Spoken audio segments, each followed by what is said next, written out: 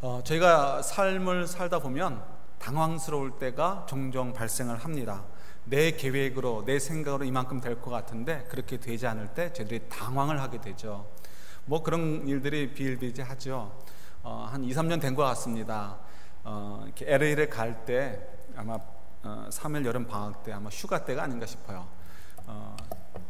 새벽에 한 3시쯤에 LA로 출발을 해서 내려가게 되었습니다. 일부러 일찍 갔는데 이유는 가는 도중에 세코이아 그 공원 한번 들려서 뭐 보여주고 싶었습니다. 사무엘이 갓난아이 때 한번 데려간 적이 있는데 그때야 뭐 저하고 제 아내가 보러 간 거지 아들이 본 건 아니니까 보여주고 싶었습니다. 그 큰 나무들.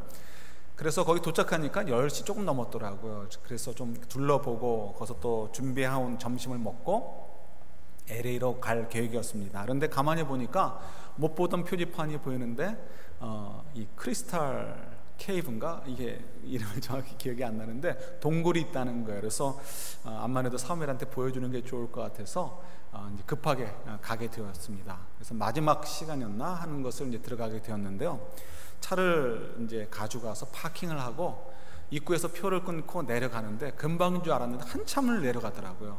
내려가면서 제가 무슨 생각을 했겠습니까? 올라올 때 야, 이러면 어떻게 안고 올라오나 이 생각하고 내려갔습니다. 이제 가서 보고는 재미있게 보고 이제 올라오기 시작을 하는데요. 뭐 내려갈 때도 보니까 사람들이, 젊은 사람들도 도중도중에 쉬어가지고 앉아가지고 쉬면서 힘들다 하던 기억이 났습니다. 올라가기 전에 그 물이 흐르는 곳에서 잠깐 사진도 찍고 찬물로 손도 닦고 세수도 하면서 긴장을 했습니다. 이제 우리 아들이 올라가면 이제 안아달라 그럴 텐데 언제까지 버티다가 안아줄까 그 생각하면서 이제 긴장해 마음의 준비를 했습니다. 아니나 다를까 올라가기 시작하자마자부터 안아달라고 합니다. 그래서 얘기했습니다. 이거 너무 머니까 안아줄 수 없고 너도 너무 잘 올라갈 수 있으니까 한번 올라가 보자. 그랬더니 이상하게도 그날따라 우리 아들이 또 금방 그 말을 받습니다. 그리고는 앞장서기 시작을 하는데 놀랍게도 끝에 올라갈 때까지는 계속해서 앞서가면서 뛰듯이 가는 거예요. 그래가지고 제가 생각할 때는 아들을 도중에 안아줘야 될 거라고 생각을 했는데 제가 하는 일은 저도 헥헥거리면서 아내의 등을 밀어주는 것 외에는 그 올라갈 때까지 할 일이 없었습니다. 끝까지 아들이 뛰어가는데 너무 빨리 뛰는 건 아니지만 적당한 속도로 뛰어가는데 어떤 때는 고비를 이렇게 넘어가가지고 보이지 않을 때도 있고 그럴 때는 소리 질러서 천천히 가라고 얘기를 하고 마지막에는 이제 올라가는 끝 정상에 보여서 저도 그때 막 열심히 뛰어봤는데 따라잡지를 못하겠더라고요. 생각나는 게 있죠. 항상 이게 아들은 어린 아이로 생각되고 저는 항상 젊고 제가 훨씬 육체적인 기능이 앞선다 생각을 했는데 어느덧 이제 그 차이가 줄어들기 시작하는구나 하는 것을 느끼게 되었습니다. 이럴 때 때로는 좀 당황스럽기도 하죠. 뭐 이런 거야 뭐 가벼운 것이지만 저희들이 인생을 살면서 당황될 때가 얼마나 많이 있습니까? 우리가 정말 애를 쓰고 열심히 달려갔는데 그렇게 안 될 때가 있잖아요. 그럴 때 저희들이 참 당황하게 됩니다. 특별히 신앙의 문제와 연결되어 있을 때 그럴 수 있어요. 하나님께서 정말 나를 사랑해 주시는가? 하나님이 정말 나와 함께 하시는가? 하나님께서 나를 사랑하신다고 했고 내 기도를 들어주신다고 했는데 그렇게 말씀해서 약속해 주셨는데 왜 하나님은 나에 대해서 응답해 주지 않으시는가? 일종의 당황됨을 만나게 되죠. 그러다가 저희들이 흔히 하는 얘기로 하나님의 침묵이다라고 얘기를 합니다. 하나님께서 정말 일부러 침묵하시듯이 가만히 입 닫고 나한테 반응하지 않으실 때 그럴 때가 있잖아요. 그럼 저희들이 어떻게 합니까? 당황할 수밖에 없습니다. 당황하고 어찌할지를 모르는 거죠. 무섭게 되고요. 두려움에 빠지게 되기도 합니다. 어떻게 해야 돼요? 문제를 찾아가 봐야죠. 저희들이 때로는 문제를 직면하게 될 때 그 문제를 대면할 때가 필요하고요. 문제에 대해서 주목하는 것을 놓치지 않으면서도 슬쩍 뒤로 돌아가서 접근하게 될 때도 있고 옆으로 살짝 돌아가는 것도 필요할 때가 있습니다. 이런 경우도 한번 여러 각도에서 한번 생각을 해보는 거예요. 그 중에 이제 오늘 본문과 관련돼서 한 가지를 좀 생각해 보려고 합니다. 저희는 사실은 굉장히 다른 인생을 살고 있다는 것을 여러분들이 아셔야 돼요. 눈에 보이는 거는 믿지 않는 자들과 믿는 자들과 차이가 없어요. 차이라고 한다면 우리가 주일날 예배 온다는 거, 또 옆구리에 성경책 끼고 있다는 거 정도 외에는 차이가 없는 것 같아요. 밥 먹을 때 기도하고, 그죠? 말로는 이제 죽으면 천국 간다라고 얘기를 하고요. 그리고 나머지는 별로 차이가 없는 것 같아요. 우리가 봐도, 내가 생각해도 내가 믿지 않는 자가 정말 다른 인생을 살고 있는가 궁금해할 수 있어요.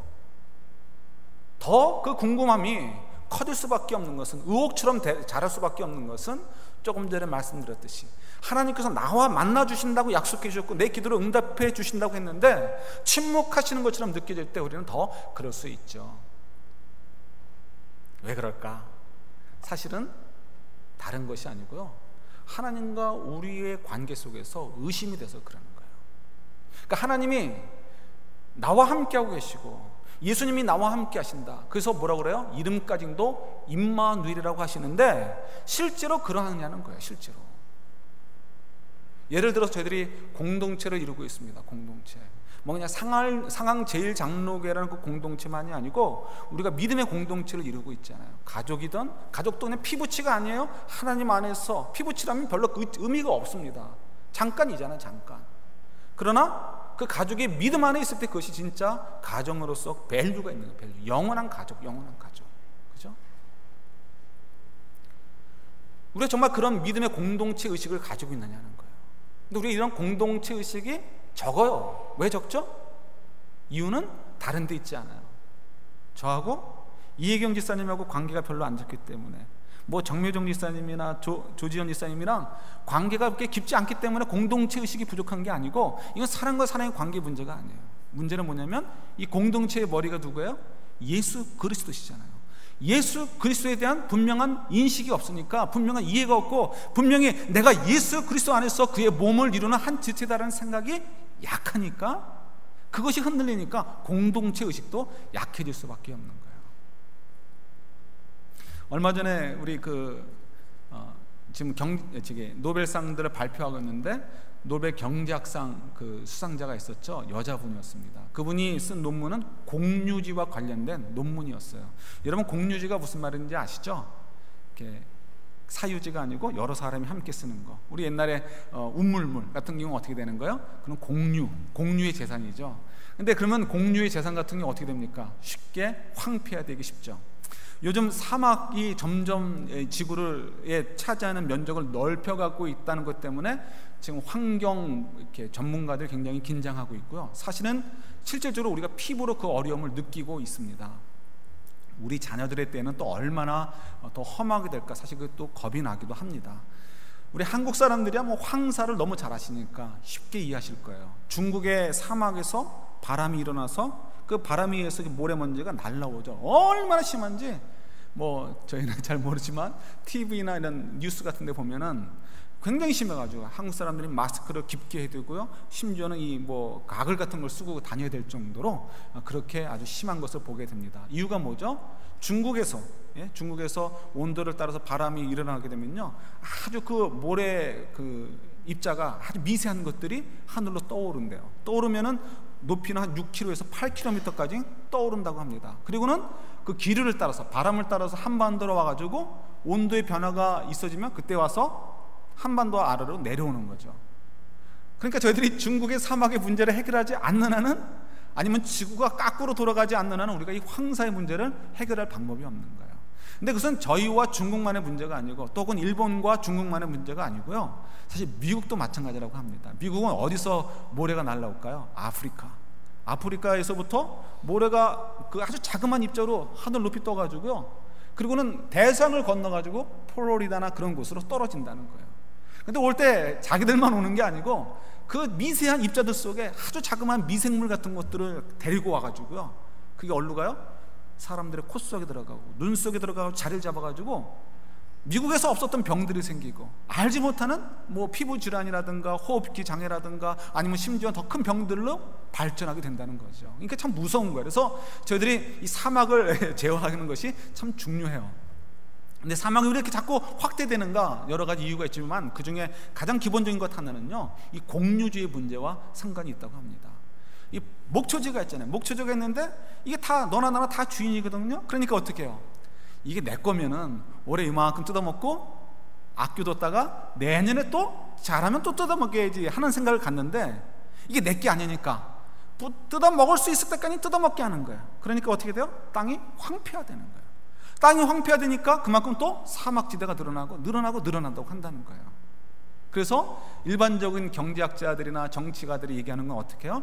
그런 공유제를 줄여서 사유지를 만들어야 되고, 그리고 아니면은 경찰력이나 이런 이 정부의 힘에 의해서 컨트롤해야 된다라고 얘기를 합니다. 그러나 이제 이런 컨트롤에 의해서 지금 경제가 완전히 망가졌잖아요. 그러니까 어떻게 해요? 이제는 또 새로운 관점으로 지금 경제를 바라보는데, 이제 그게 이제 이번에 경제학상을 받은 여성분이 쓴 논문과 관련이 있다는 거죠. 그 내용은 그거예요. 아주 쉬운 거예요.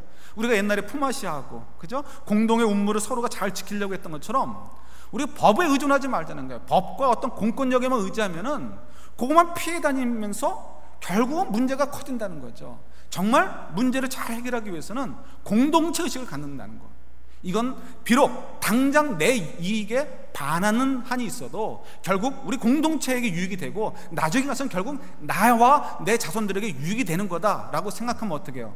법이 뭐라고 하기 전에 그보다 훨씬 아주 엄격한 잣대로 자기를 재고 조심스럽게 행동하겠죠. 제가 이제 보스턴에 있을 때 그 낚시를 처음 이제 쫓아가서 하게 됐는데요. 첫날은 잘 되는 거 아시죠? 뭣도 모르고 이게 그 다 해주면은 베이트까지 여기다 바늘에 넣어주면 던집니다. 던지는 거 이제 배워가지고 던지는데, 신기한 게도 던지면 나오는 거예요. 던져가지고 그냥 감는데, 뭐 묶인 건지 뭔지도 모르고 감는데, 감아보면은 물고기가 한 이만한 것들이 막 나오는 거예요. 얼마나 큽니까? 밥상에서 아직 한 번도 그만한 물고기를 못 봤는데 그만한 큰 물고기 보니까 신기하잖아요. 근데 그걸 놔줘야 된다는 거예요.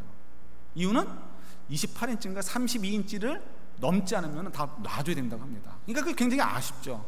그렇지만 어떻게 해요? 그날 첫날 가가지고 6마리인가 7마리를 놔줬는데 너무너무 아쉬운 거예요.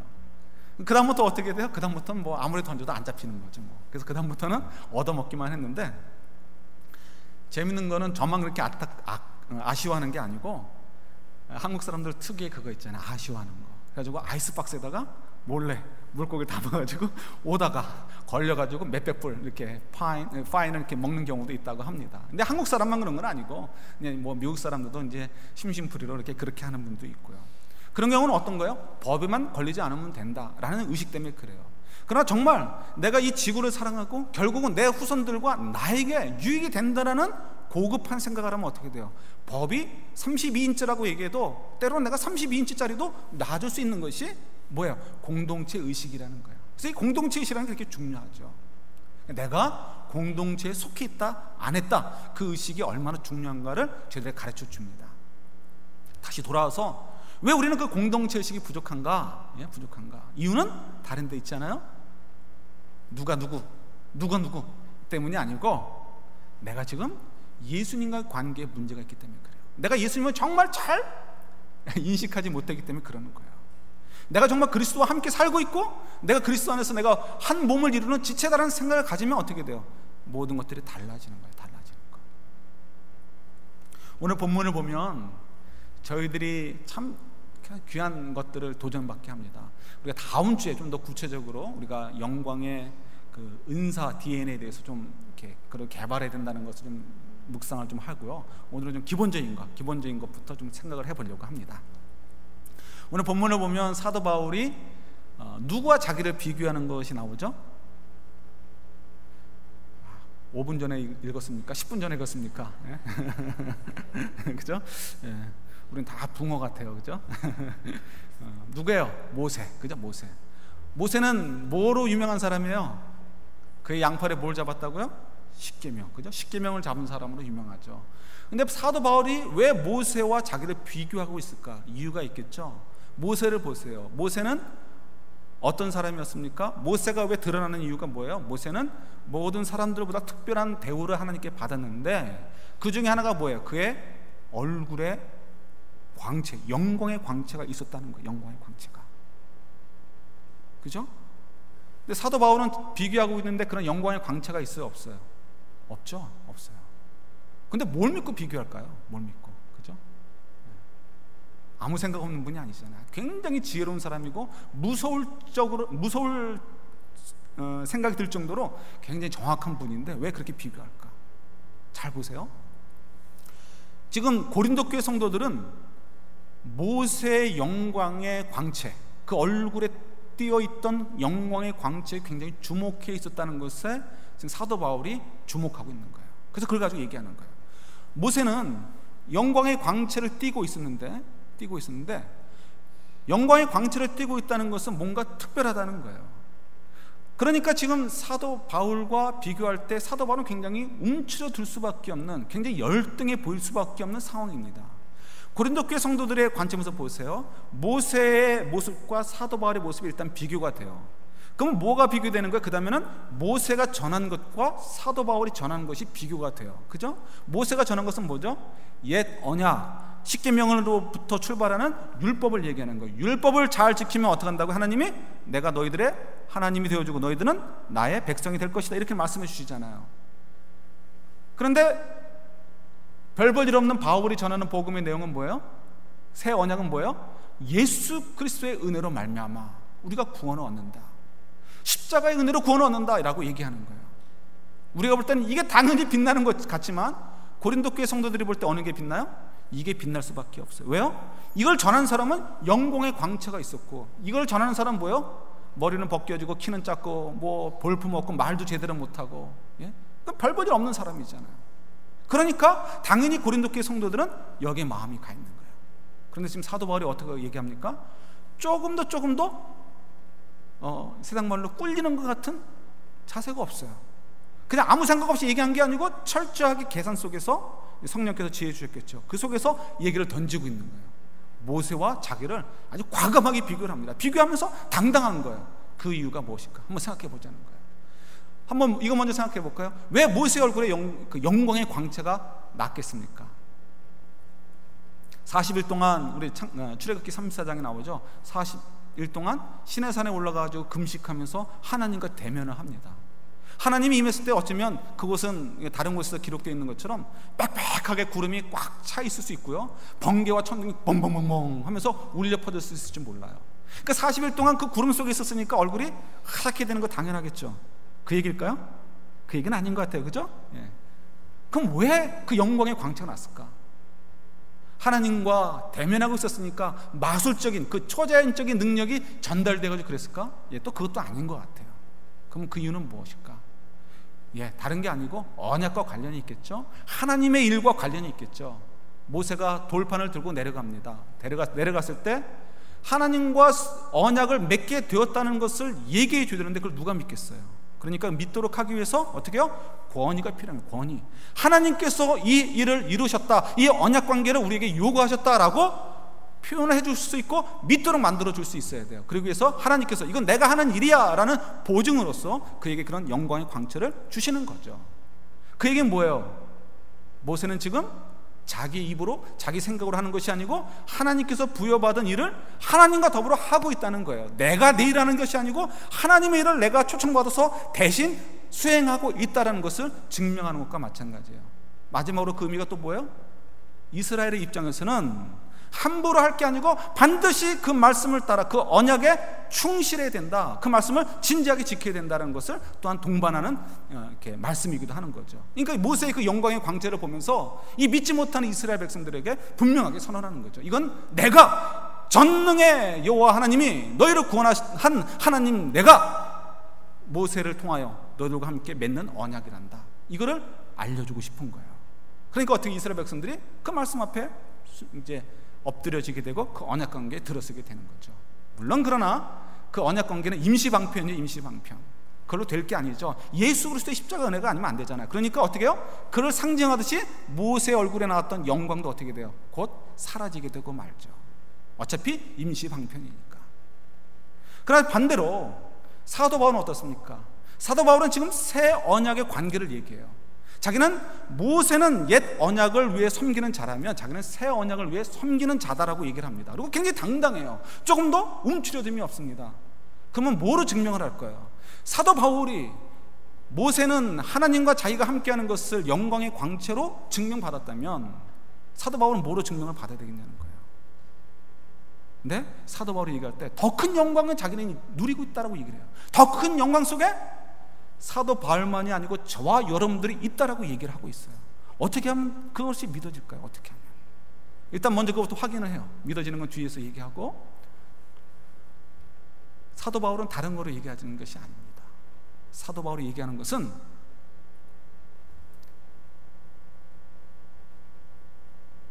비록 자신이 모세 같은 그런 초자연적인 영광의 모습을 띠고 있지는 않지만 그것과 비교할 수 없는 것을 자기가 소유하고 있다는 거예요.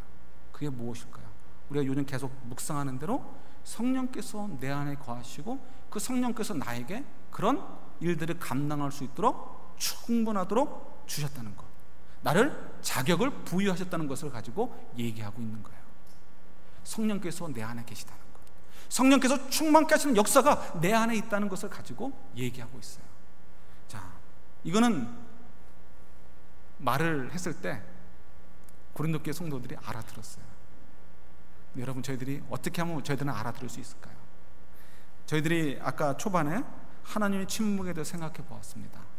한 가지만 더 얘기를 할까요? 그 침묵에 대해서 우리가 많이 고민하는 것.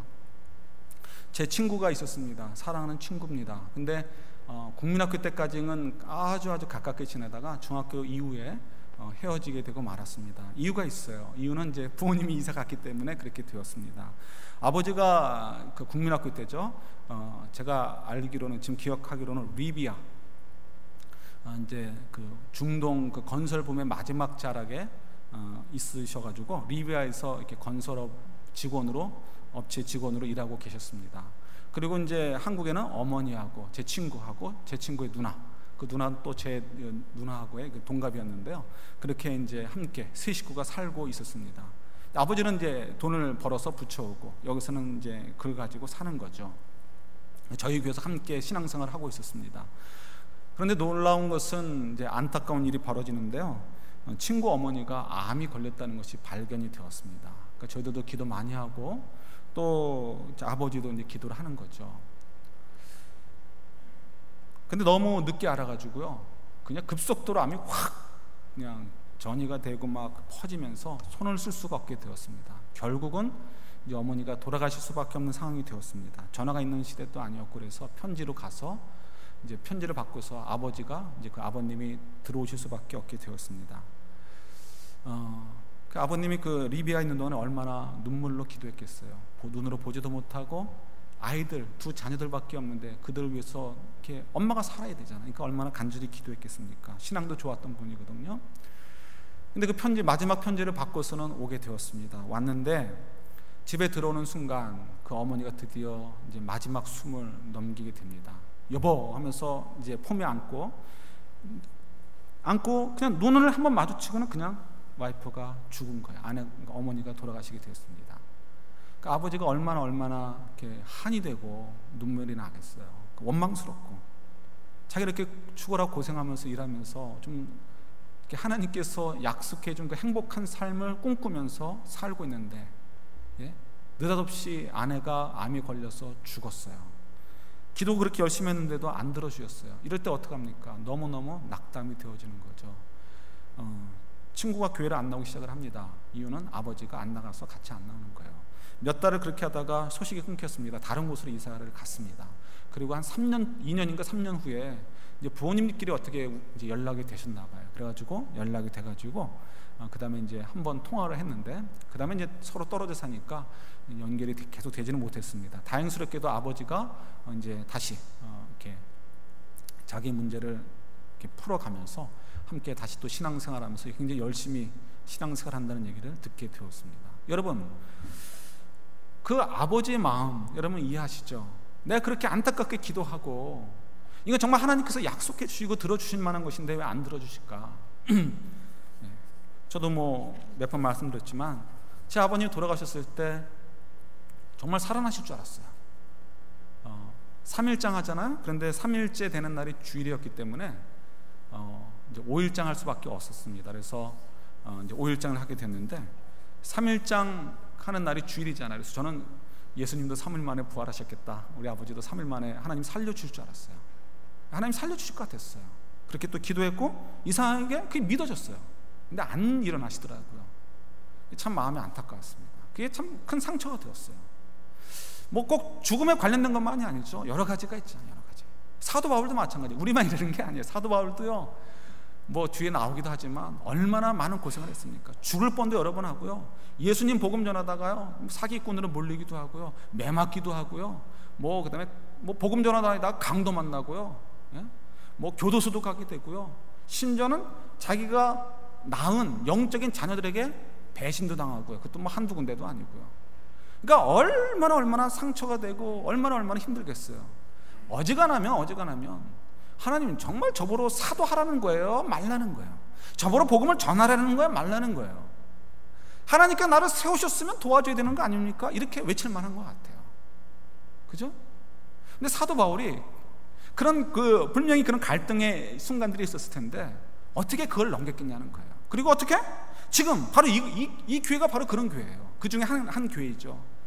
마치 높은 데 올려놓고 막 흔드는 것처럼 사도 바울이 막 흔드는 거예요. 별 볼 일 없는 것, 이런 식으로 자기를 낳은 영적인 아버지임에도 불구하고 사도 바울을 막 그냥 송두리째 흔드는 거예요. 모세의 그 영광을 바라보면서, 모세의 그 말씀, 모세가 전한 그 옛 계약에 그냥 얽매여 가지고 예수 그리스도를 말미암은 새 언약을 바라보지 못하는 거예요. 사도 바울의 얘기를 듣지를 못하는 거죠. 근데 사도 바울이 어떻습니까? 굉장히 오해받아가지고 위축될 수 있는 순간임에도 불구하고 어떻게 당당한 것을 보게 됩니다. 대놓고 모세와 자기를 비교하는 거예요. 유대인들에게 있어서 넘버는 누구예요? 모세예요, 모세. 근데 그 모세와 자기를 비교하면서 모세의 영광도 있지만 그 영광과 비교할 수 없는 영광이 나한테 있다라고 얘기하는 거예요. 남들이 볼 땐 어떻게 해요? 초라하고 가난하고 못생겼고 말도 제대로 하지도 못하고 버벅버벅대고, 머리는 벗겨지고 몸은 약하고, 그런 바울. 어떻게 바울은 그 속에서 그렇게 당당할 수 있었을까요? 그의 몸 약한 거 아시잖아요. 그가 사도로서 얼마나 불편했겠습니까? 가는 곳마다 쌩쌩하게 달려야 되는데 몸이 약하니까 얼마나 힘들었겠어요. 그러니 얼마나 기도했겠습니까? 그 성질에 죽으라고 기도했겠죠. 그럼에도 불구하고 하나님이 안 들어주시는 거예요. 침묵하시는 거죠. 그리고 나중에 말씀해 주시는 거죠. 내 은혜가 되게 족하다.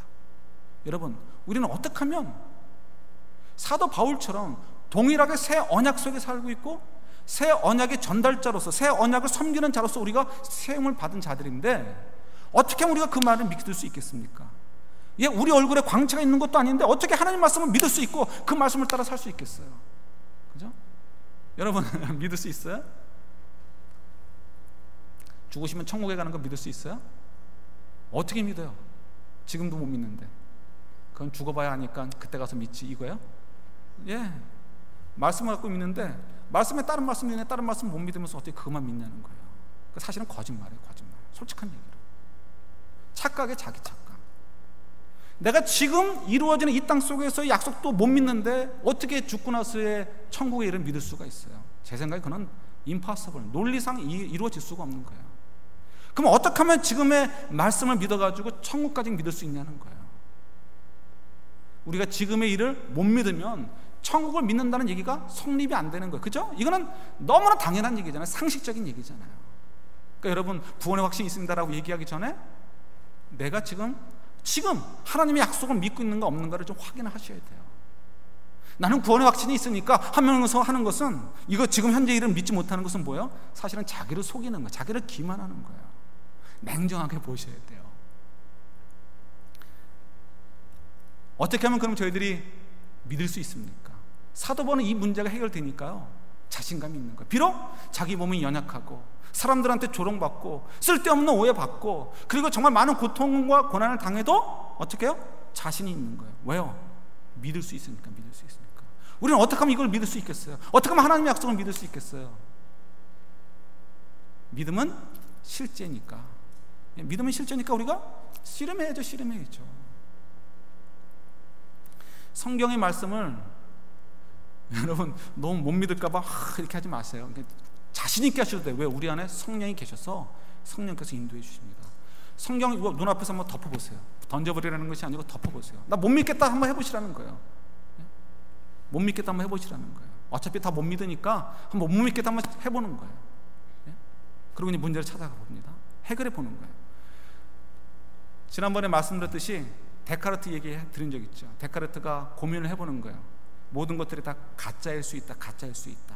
상상을 해보는 거예요. 다 부인해보는 것입니다. 눈을 감고 내 바디도 가짜일 수 있다, 환상일 수 있다, 착각일 수 있다 생각해 보는 거예요. 그런데 뭐가 남아요? 생각하는 나. 그래서 코기토 에르고 줌, 나는 생각한다, 고로 존재한다. 생각하는 나는 진짜가 아닌가. 그러니까 나는 존재한다. 그리고 내 눈에 보이는 것들은 다 사실일 수밖에 없겠다. 왜냐? 하나님은 성실하시고 신실하신 분이기 때문에 존재하는 나도 속이지 않으실 뿐만 아니라 당연히 그 밖의 모든 것들도 나에게 착각으로 보이거나 환상으로 보이거나 하지 않게 하실 것이다. 그래서 모든 것들이 실존한다라고 얘기하는 거예요. 여기서 이 방식을 우리가 도입하면 좋을 것 같아요. 우리가 다 부인해 보는 거예요. 어차피 여러분 뭐 믿음 있는 척 하지 마시고, 다 못 믿잖아요. 그러니까 다 못 믿는 거로 딱 덮어보자는 거예요. 덮어보면 그래도 불구하고, 다 부인해도 불구하고 남는 것이 있죠. 뭐가 남아요? 굉장히 세밀하지만 미세하지만 연약하지만 뭐가 있어요? 하나님이 내 기도를 들어주신 점. 아무도 없으세요? 그 다음에 하나님께서 나를 만나주시고 위로해 주신 점. 얼굴을 대면하고 만나주신 거 아니지만 내가 슬픔에 빠져서 눈물을 흘릴 때 어느덧 내 어깨를 덮으시고 안아주시고 위로해 주셨던 하나님, 내 인생에 관여해 주셨던 하나님, 이런 것들이 자그마한 미세한 것이라도 존재하잖아요. 저도 지금 돌아보면, 여러분 한번 인생을 돌아보세요. 저도 돌아보면 제가 어떻게 이 자리에 서 있는가, 그게 보여요. 제가 인생을 살면서 짧게 살았지만 적어도 뭐 한 10차례면 10차례 정도는 심각한 위기가 있었습니다. 물에 빠져 죽을 뻔한 것도 한 2번 있었고요. 거의 뭐 이건 진짜 죽을 뻔했는데 2번 살려주시고, 그것만이 아니죠. 영적으로도 완전히 무너질 수 있음에도 불구하고 그때도 하나님이 보호하셨고, 뭐 도덕적으로나 모든 면에서 무너질 수 있을 때가 몇 번 있었어요. 그런 유혹이 있었고 그런 위기가 있을 수 있잖아요. 그런데 놀랍게도 하나님께서 마치 진짜 천사를 보내시듯이 제 눈을 가리시던가 제 마음을 닫아버리시던가 하면서 그런 것들을 정말 아무것도 아닌 것처럼 지나게 하신 거예요.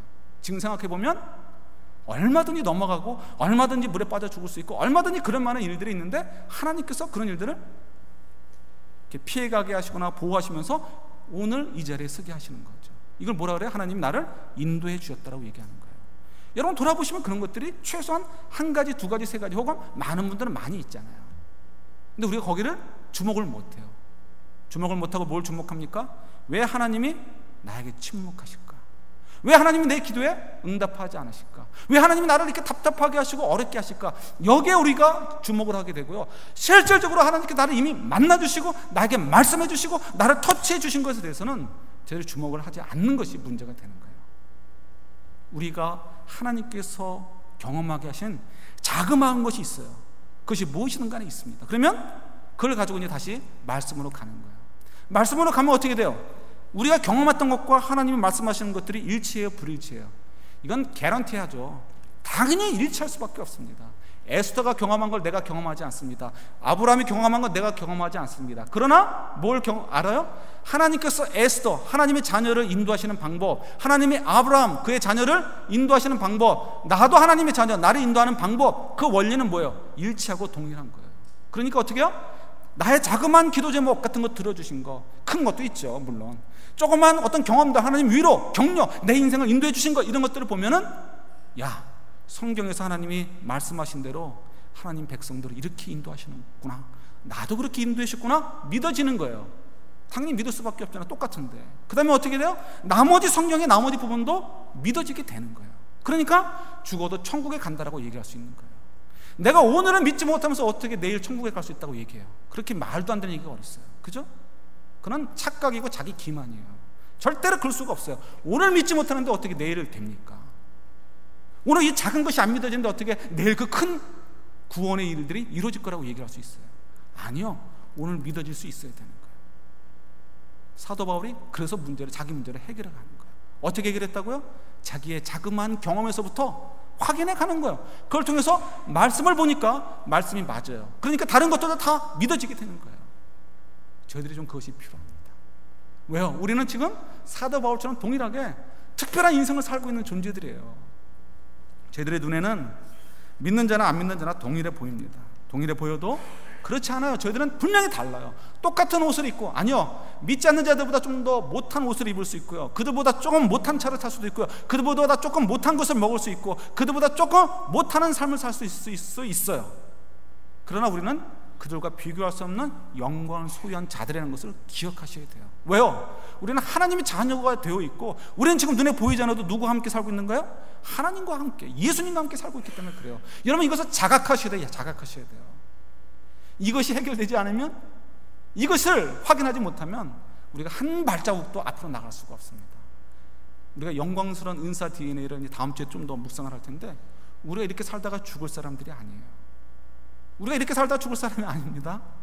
기도회 때 요셉 얘기를 참 많이 했는데요, 요셉이 자기가 총리 대신 될 줄 알았어요? 몰랐죠. 자기가 총리 대신 된 게 중요한 거 아니에요. 총리 대신 된 게 중요하면 뭐 바알은 더 중요하게요. 그러니까 아무것도 아니에요. 총리 대신이라는 거 바알 앞에 아무것도 아니잖아요. 그러니까 총리 대신 된 거 가지고 우할 필요 없어요. 그죠? 그럼 우리 바보죠. 왜 그가 총리 대신 된 게 귀한 거예요? 그가 그 일을 통해서 뭘 했다는 거예요? 하나님이 하시려는 구원의 사역에 굉장히 중요한 역할들을 했잖아요. 고센 땅으로 언제든지 빠져나갈 수 있도록, 그리고 마음껏 번식이 될 수 있는 안전한 곳에, 풍요로운 땅에 식구들을 집어넣어가지고 그곳에서 그냥 남들이 볼 때 좀 누추한 삶을 살아도 마음껏 애굽의 보호를 받으면서 자식을 그냥 증산이라 해야 돼요? 증식이라 해야 돼요? 확 증산해버리잖아요. 그리고 때가 되니까 바로 빠져나올 수 있도록, 그걸 누가 하는 거예요? 요셉을 통해서 하나님 일을 이루시잖아요. 그러니까 그게 귀한 거지. 총리된 게 뭐가 대단해요? 총리된 게 대단하면 바알 앞에서 우리가 꿈뻑해야죠. 바알을 세운 그 신을 우리가 찾아야죠. 이스라엘 사람들 여기 이제 헷갈린 거죠. 여기 우리는 그게 헷갈린 게 아니에요. 그게 헷갈리면 안 되는 거예요. 그렇죠? 근데 중요한 건 뭐예요? 요셉이 제가 총리 대신이 될 줄 어떻게 알았어요? 아니요, 몰랐죠. 다만 그가 붙잡은 건 뭐예요? 꿈. 내가 이렇게 살다가 죽을 사람이 아니다. 하나님께서 보여주신 대로 볏집단이 나한테 절을 하듯이, 해와 달과 별들이 나한테 절을 하듯이, 정말 그런 놀라운 리더십의 어떤 역할들을 감당하게 하실 것이다. 그런 귀한 일들을 허락하실 것이다. 그러니까 나는 이렇게 살 수 없어. 이렇게 살 수 없고 최선을 다해서 성실하게 살아야지. 하나님을 위해서 내가 준비돼야지. 그러니까 자기를 지키면서 사는 거예요. 그러니까 하나님이 그를 그 구원의 놀라운 일에 동참시키시고 그 일을 섬기도록 하시는 거죠. 우리도 마찬가지. 우리도 요셉보다는 낫잖아요. 종으로 끌려가서 언제 죽을지 모르고 교도소에 가서 지내는 것보다는 낫잖아요. 저희가 얼마든지 더 나을 수 있습니다. 우린 총리가 안 될 거라고요? 총리가 별거 아니라니까요. 거듭 말씀드리면 총리 된 거 가지고 와 하면 안 되는 거예요. 그죠? 바알이 있는데 뭐 때문에 귀한 거예요? 하나님 일에 동참되었다는 것 때문에 귀한 거예요. 저희들도 이대로 살다 죽을 존재들이 아니에요. 여러분, 내가 영광스러운 존재다 생각하시죠. 왜요? 우린 지금 누가 접붙여 살고 있어요? 살아계신 하나님과 접붙여 살고 있는 거예요. 그리고 하나님의 약속이 성취되는 과정 속에 우리가 살고 있어요. 비록 우리가 모세처럼 영광의 광채가 있지 않아도 우리 안에 누가 계셔요? 성령님이 계셔요. 어떻게 아까 확인했어요? 우리를 만나주신 하나님의 그 만남을 통해서 확인을 했어요. 세상 없어도 이제는 어떻게 해요? 우리 안에 성령님이 계시는 거고, 이 성령님께서 우리를 영광스럽게 해주시는 거고요. 이 삶을 가지고 우리가 사는 거예요. 바라기는 여러분, 하나님께서 우리와 함께 살고겠다는 거 기억하시고요. 안 믿어지는 부분이 많죠. 그래도 어떻게 해요? 믿어지는 것을 근거해가지고 그게 맞으니까 나머지도 맞을 거야. 너무 당연하잖아요. 상식적인 거잖아요. 우리 그 상식에라도 호소해서라도 우리가 딛고, 그리고 정말 하나님께서 요셉을 통해서도 귀한 일들을 벌이신 것처럼 그들보다 우리가 난데, 배운 것도 많죠. 성령의 역사도 훨씬 세죠. 이건 비교가 안 되는 거잖아요. 훨씬 크게 하나님 귀한 일들을 위해서 우리 인생을 정말 살아가는 저와 여러분들이 되기를 주님의 이름으로 축원합니다. 기도하겠습니다.